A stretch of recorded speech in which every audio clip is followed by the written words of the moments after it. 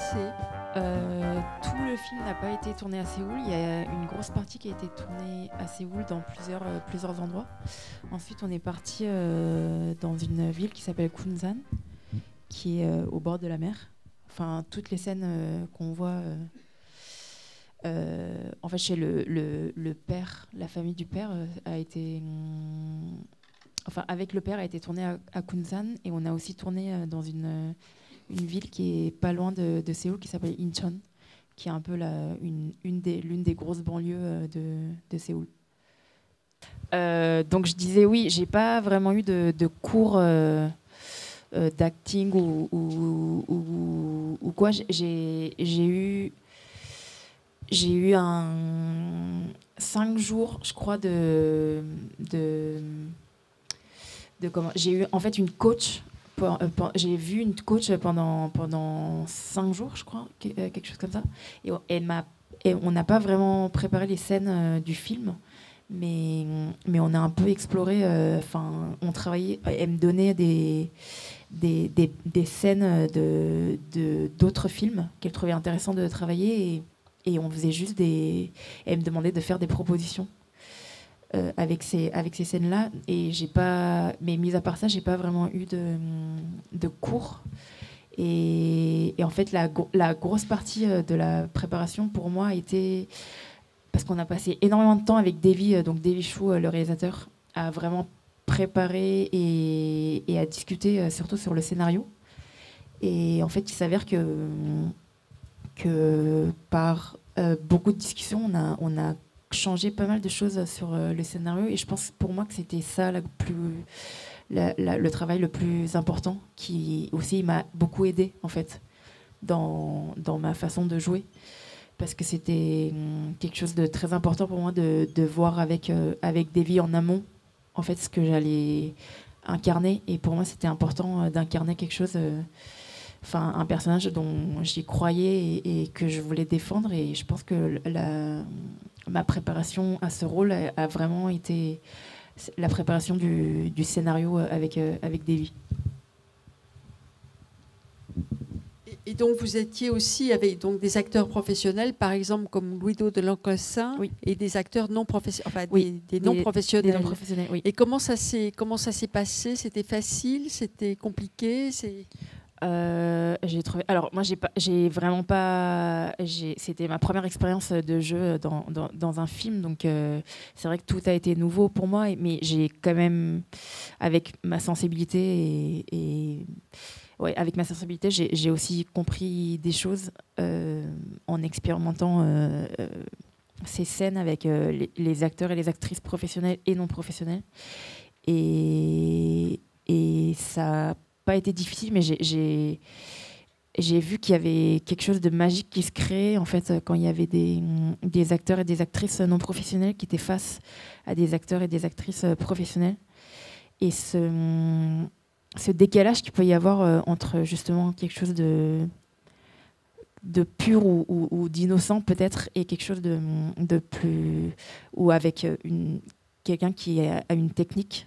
Et cette rencontre, en fait, qui peut être assez paradoxale, je trouve que ça peut créer quand ça marche évidemment, ça peut créer une magie en fait moi je trouve que ça se voit à l'écran, et je trouve ça assez passionnant, cette magie qui se crée entre justement les actrices et les acteurs non professionnels, et les actrices et les acteurs professionnels. Donc je trouve ça hyper intéressant pour un film qui est cette profondeur-là. Alors, le film raconte la quête des origines. C'est vrai qu'on n'a pas dit tout à l'heure, moi j'ai découvert également que la Corée a le triste record de l'abandon d'enfants et de l'adoption internationale. Mais ce n'est pas votre histoire. Non, moi j'ai pas été adoptée, je suis coréenne, je suis née là-bas, je suis arrivée en France à l'âge de 9 ans, donc assez jeune. Et je suis issue de l'immigration, mais je ne suis pas adoptée.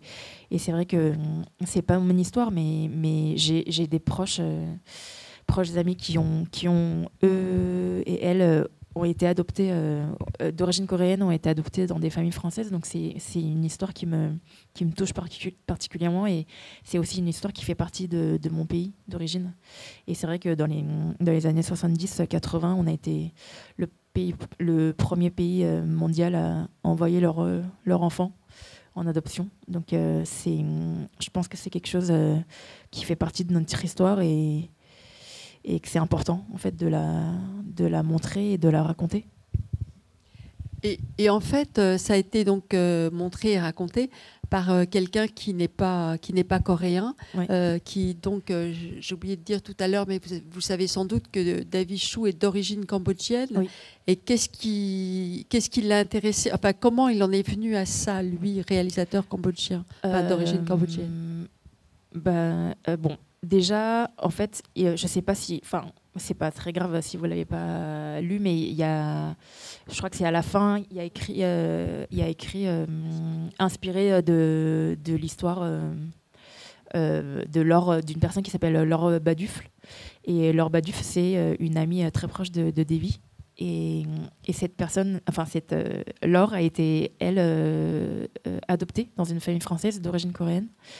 Et il y a une dizaine d'années, je crois, ils sont partis ensemble à Busan, au festival de films de Busan. Je ne sais pas si vous connaissez ce festival. C'est un festival de films qui se passe en Corée, le Busan qui est un peu le Marseille de la Corée. Et c'est un grand festival de films, en tout cas en Asie, c'est l'un des plus importants. Et ils sont partis ensemble à ce festival, et pendant le voyage, Laure dit à Davy, écoute, demain je vais voir mon père et je t'emmène avec moi, mon père biologique. Et en fait, il s'est retrouvé à un dîner.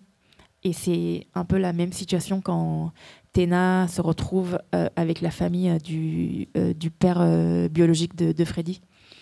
Et ils étaient avec une amie de Laure qui faisait la traduction. Et Davy a vraiment vu... Enfin, c'était pas la première rencontre, mais c'était... Et il a été témoin de toutes ces incompréhensions, cette tristesse, cette violence. Et en fait, il s'est dit à ce moment-là qu'il aurait bien aimé en faire un film un jour. Et des années ont passé, et il y a 5 ans, je crois, il a vraiment commencé à s'y pencher. Et je pense que c'est aussi une histoire... ça parle d'adoption, mais comme vous l'avez bien dit, je pense que c'est aussi une quête identitaire. Et je pense aussi qu'en fait, ça peut parler à tout le monde, même si on n'est pas adopté. Et je pense que Davy a beaucoup mis de son histoire personnelle aussi, parce qu'il est français, mais d'origine cambodgienne. Il est retourné au Cambodge pour la première fois quand il est assez tard, à ses 25 ans ou un truc comme ça. Et oui, je pense qu'il y a aussi quelque chose de très personnel là-dedans.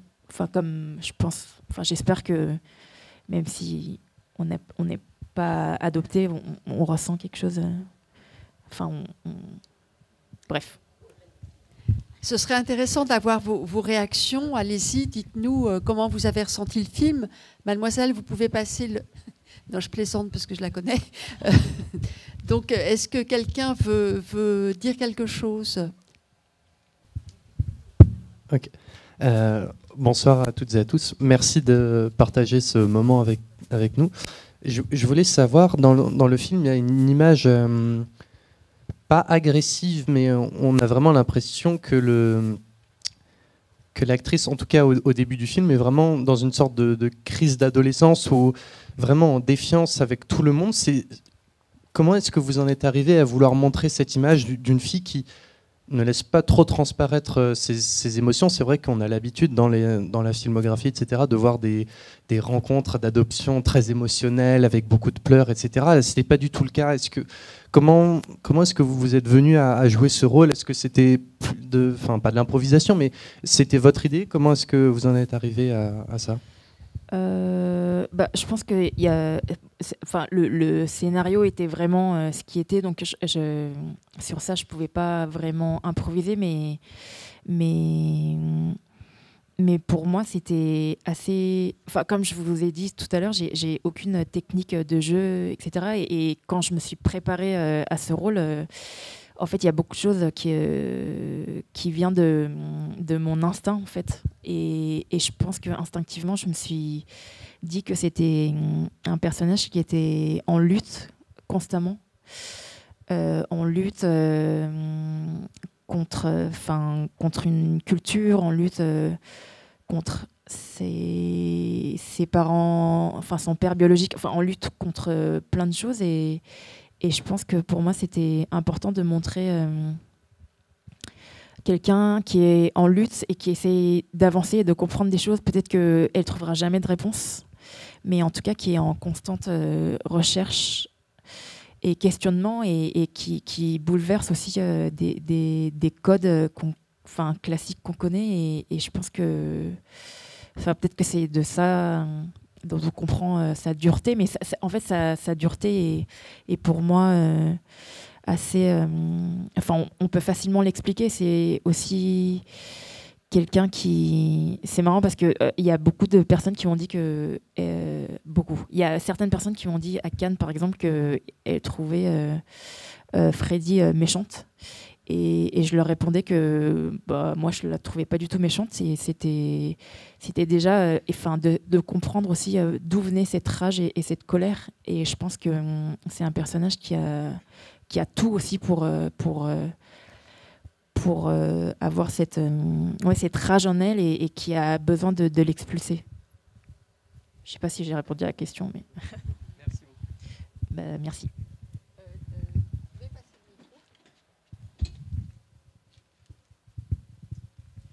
Oui, je voulais vous remercier pour ce film. Il se trouve que j'ai une petite sœur adoptée coréenne qui a vécu une histoire semblable que Freddie, pas de retour, et ce que je trouvais très intéressant dans la manière dont vous l'avez incarné, c'est que effectivement, on sent ces contradictions de sentiments, ce problème de ne pas savoir exactement où on est, d'être rejeté d'un côté, de se retrouver rejeté de l'autre. Enfin, je trouve que cette violence, vous l'avez très très bien montrée ou su la transformer. Donc, et d'après ce que j'ai compris de ce que m'a raconté ma sœur, je crois que ça correspond tout à fait à ça. En plus, alors ça m'intéresserait plus parce que vous êtes d'origine coréenne. La société coréenne n'est pas une société très tendre. Non.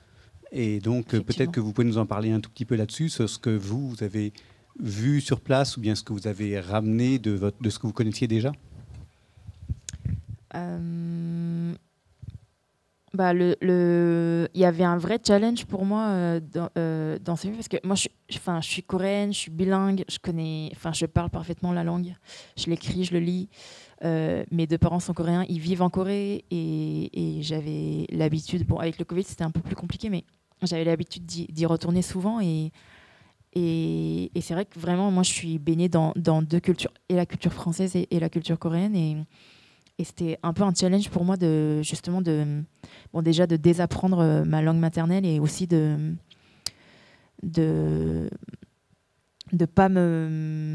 pas être perturbée par les codes que je connais de cette culture. Et c'est vrai que la société coréenne, c'est hyper intéressant parce qu'on a été un pays en guerre pendant hyper longtemps, sous l'occupation japonaise. Ensuite, il y a eu la guerre des deux Corées. On a la séparation des deux Corées, et ensuite la Corée du Sud a connu 3 régimes dictatoriaux. Et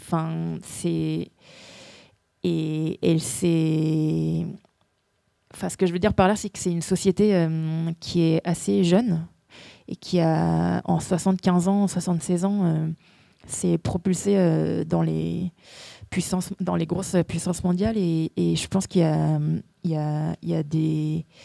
a des choses dont on n'a pas eu le temps de réfléchir ou de les apprivoiser, ou même de les comprendre. Et je pense notamment au fait que la société coréenne est une société assez patriarcale. Et je pense que c'est aussi ça que Freddie essaie de combattre en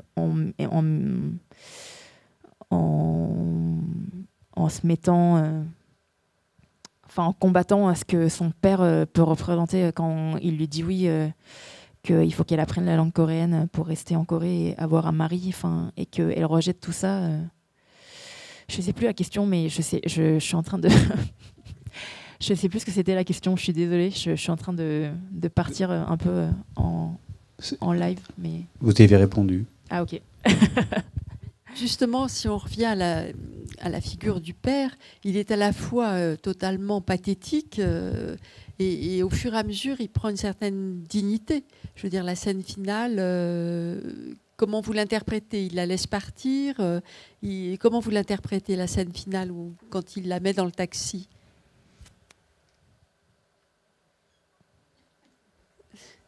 Vous trouvez que c'est une scène où il est... Pour moi, il reprenait une certaine forme de dignité, en effet. Il avait pris une distance et il assumait peut-être le fait que vous étiez loin. Peut-être que, ouais, plus que la dignité, moi je pense qu'il y a peut-être une part d'acceptation. Ouais. Ouais. Oui, c'est un peu ce que je voulais dire. Je ne sais pas comment vous avez ressenti la figure du père qui a des aspects comiques aussi. Oui. C'est à ces moments-là qu'on rit un peu. Oui. Je ne sais pas comment vous l'avez perçu, vous, spectateur.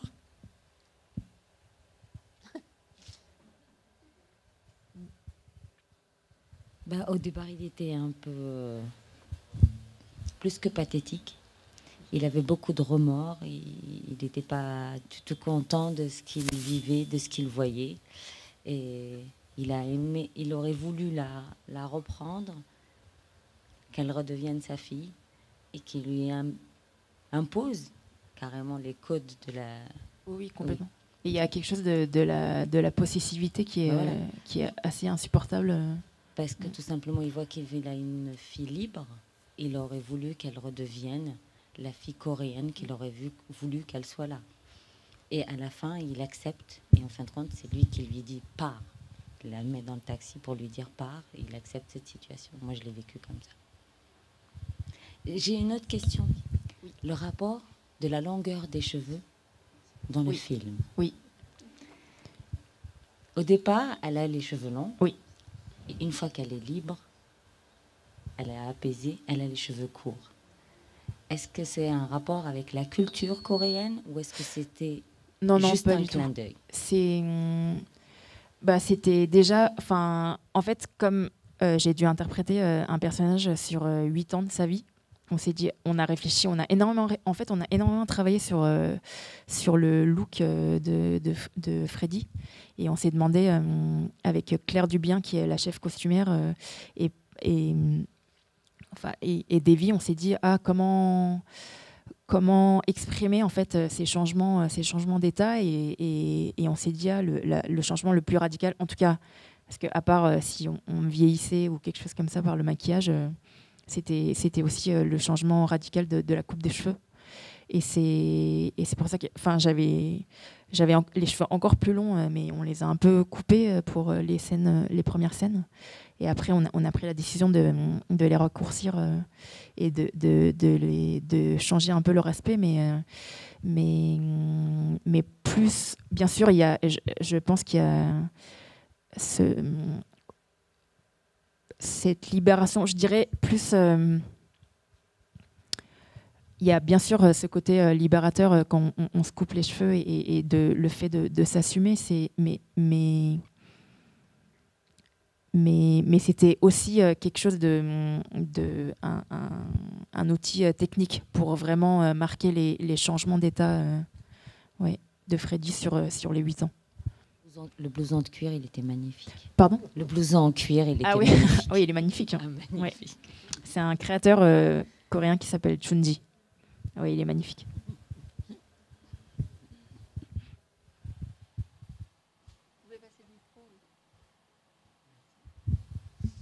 Oui, bonsoir. Je voudrais savoir un petit peu comment vos parents, ce qu'ils ont pensé du film et s'ils l'ont vu, et puis où les proches qui sont en Corée par rapport à l'interprétation et puis aussi à l'histoire que ça raconte. Mes parents ne l'ont pas vu, ni mes proches, parce que le film n'est pas encore sorti en Corée. Et donc, personne ne l'a vu en Corée, pour l'instant. Enfin, il y a les producteurs et une partie de l'équipe coréenne qui était présente à Cannes, et eux et elles l'ont vu, mais sinon, mes proches et mes parents l'ont pas encore vu, donc je sais pas... Et quand ils ont appris, quand ils ont appris que vous alliez interpréter ce rôle-là, non, ils vous ont pas posé de questions ou... Ils m'ont posé quelques questions. Ma mère, quand je lui ai dit la première fois, elle m'a dit mais c'est un vrai truc, c'est pas un arnaqueur, ce Débichou. Et ouais, c'est ce qu'elle m'a dit. Ouais. Et j'ai dit non, je crois pas. Et donc c'est la première question de ma mère. Et mon père,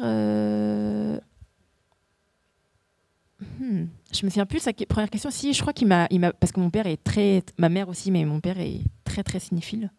Et il m'a posé des questions sur Davy, sur les films qu'il avait fait avant, et sur bien sûr l'histoire du film. Mais c'est vrai qu'ils sont pas trop rentrés dans le détail. Enfin, on n'est pas trop rentré dans le détail, mais c'est aussi parce que là, pendant le tournage, quand j'ai pu les voir 2-3 fois, et je pense que j'arrivais pas à être assez présente.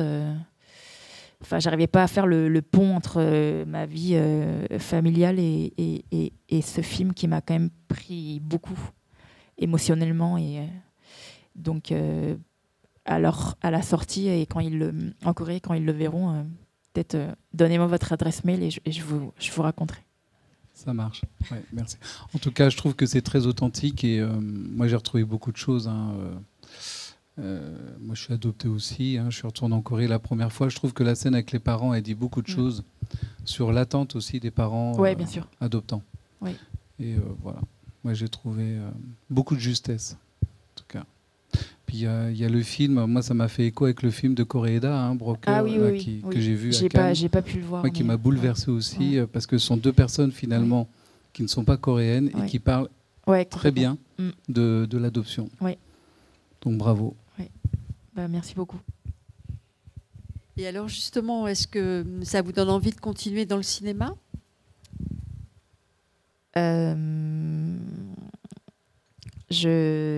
Alors j'ai appris qu'il fallait jamais répondre non. Donc je vais dire que je laisse la porte ouverte. Mais c'est vrai que je vais pas forcément de moi-même passer des castings ou des choses comme ça. Mais parce que aussi ça m'a pris quand même pas mal de temps ce film. Un an. Ouais, en tout. Je pense. Parce que à partir du moment où... Parce que Davy, c'est une personne géniale, mais il demande énormément d'attention et de temps, vraiment. Et il m'a énormément sollicité, mais c'est aussi... Moi, je lui ai donné ce temps-là parce que je trouvais ça important pour le film. Et c'est vrai que là, vraiment, mon envie première, c'est de retourner à mon atelier et de recommencer à produire mes pièces. Mais c'est vrai que je dois vous avouer que si jamais je reçois une proposition ou un scénario où je me dis waouh, enfin, je peux pas laisser passer ça. Ouais.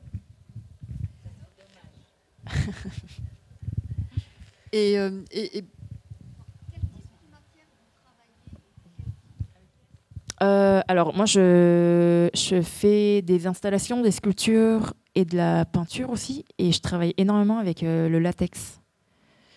Donc je fais beaucoup de pièces en latex. Ouais, c'est difficile, mais l'art visuel c'est vraiment difficile de décrire par les mots. Il faudrait que je vous montre ce que je fais, mais en tout cas la matière principale que j'utilise c'est le latex, pas que, mais principal. Vous avez peut-être un site où on peut aller voir ? Oui, j'ai mon Instagram où je mets toutes mes pièces, donc si jamais vous êtes intéressé, je peux vous donner mon adresse Instagram. Et vous, Barbara, vous pourriez nous dire une petite chose sur le tournage ? Comment ça s'est passé ? Oh là là, quoi dire ? Mais justement, je suis pas venue au centre parce que je me sentais pas très légitime. Non, ça va, t'inquiète. Qu'est-ce que je pourrais dire? Pour moi, à part que c'était une expérience folle, j'étais vraiment super heureuse de faire le film. Merci beaucoup. Et aussi parce que déjà, j'étais hyper contente de travailler sur un film comme ça qui apporte, qui donne à montrer un personnage aussi intéressant et aussi nouveau. J'étais vraiment heureuse de ça et aussi j'étais parce que pour moi aussi je suis un peu rattachée à ce film par le fait que j'ai une tante aussi adoptée coréenne et c'est un truc c'est une histoire qui fait partie de mon histoire familiale mais qui est un peu floue aussi finalement. Enfin voilà, c'est une donnée de base mais c'est pas non plus quelque chose dont on parle et qu'on analyse dans ma famille. Donc je suis très curieuse que le film sorte et qu'on puisse d'avoir sa réaction. Et ouais, je serais très heureuse de ça. Donc ouais, c'était un peu par hasard. Enfin, comment dire, je suis arrivée sur le film quand même... là, je m'embarque dans quelque chose. Enfin voilà, mais en tout cas, ouais, j'étais... Donc vous êtes arrivée sur le film, vous avez fait tout le tournage. Ouais, tout le tournage, sauf... c'est un peu un regret, mais j'ai pas pu faire la partie roumaine, qui a été très courte. C'était en équipe très réduite. Ouais, c'était en équipe réduite et en fait, à la base, elle devait tourner en Algérie et à ce moment-là, il y avait ça allait déjà être compliqué parce qu'il y avait des relations un peu tendues entre la France et l'Algérie à ce moment-là. Donc bref, tout était un peu précipité aussi, je pense, et pour des raisons de coproduction, ils sont partis en équipe vraiment très réduite et ils ont pris le son, c'est toujours un petit peu ce qui saute dans les mouvements, les changements de pays et tout ça pour des raisons financières. Donc malheureusement, ouais, c'est ce qui... Ouais. Mais bon, c'était la fin et j'étais heureuse de la découvrir aussi comme ça. Est-ce que vous avez d'autres réactions, questions ?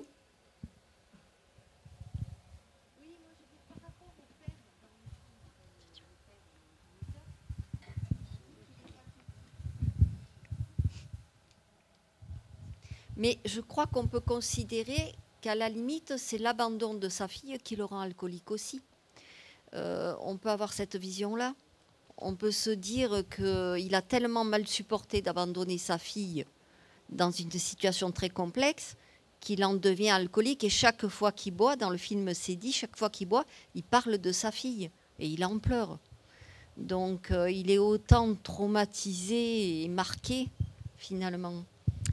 Je ne sais pas s'il est autant... je pense que c'est des traumas différents. Enfin, quand on est enfant abandonné et quand... Je ne dis pas que c'est facile en tant que parent d'abandonner leur enfant, mais je pense que c'est des traumas différents et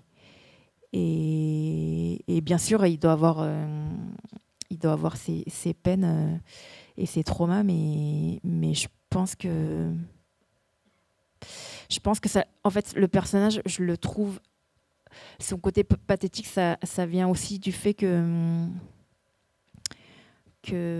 il essaye toujours de pousser plus loin ses propres désirs et sa propre vision en fait de ce que la personne de sa fille devrait être.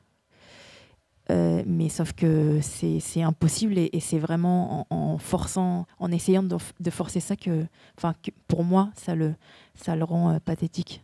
Mais je comprends que évidemment quand un parent abandonne leur enfant, il le fait vraiment pas pour le plaisir et que ça doit être traumatisant bien sûr pour le parent, mais c'est vrai que comme je suis en train de me souvenir du dialogue de Freddy quand il dit à la personne qui travaille au Monde, donc vous en fait vous pensez jamais aux enfants. Et c'est vrai que on parle souvent, on dit souvent que les parents qui ont envoyé leur enfant à l'adoption, bien sûr ils avaient leurs raisons, leurs peines, leur trauma, leur impossibilité de garder cet enfant. Mais quand vous êtes à la place de l'enfant, je pense qu'il y a tellement d'incompréhension et de violence en fait qui se passe et de rupture que parfois c'est impossible en fait de revenir en arrière. Et je pense que c'est en essayant et en voulant forcer ça que pour moi ça le rend pathétique. Et c'est pas, oui, c'est pas. En plus, c'est pas forcément négatif. Oui, c'est vrai. Oui. Ouais. Et le personnage de la mère, cette scène est incroyable de force et d'émotion. Enfin, et elle est très brève et c'est très très fort, quoi. J'ai trouvé ça époustouflant. Moi-même, j'ai été bouleversée par cette scène. Et puis après, elle s'en va, quoi. Écoutez, merci à toutes les deux, c'était formidable. Est-ce que cette projection sous les étoiles vous a plu? Oui, c'est incroyable. Enfin, c'est mieux qu'à Cannes, hein, oui. C'est mieux qu'au Festival de Cannes. Oui. Alors, le film sort en principe en janvier. 25 janvier, il est distribué par les Films du Losange. D'ailleurs, il y a un petit clin d'œil avec la distributrice qu'on voit qui joue le rôle de la mère par téléphone interposé. Oui. Bref, donc ça fait rire les gens qui la connaissent. Eh bien, écoutez, si le film vous a plu, parlez-en autour de vous et ça sera diffusé. On verra à ce moment-là, mais à ce moment-là, vous serez aussi sur les plateaux de télé et on reparlera du film, je pense. Eh bien, merci à vous deux et merci à vous. Et merci beaucoup. Et à très vite. Et n'oubliez pas de voter.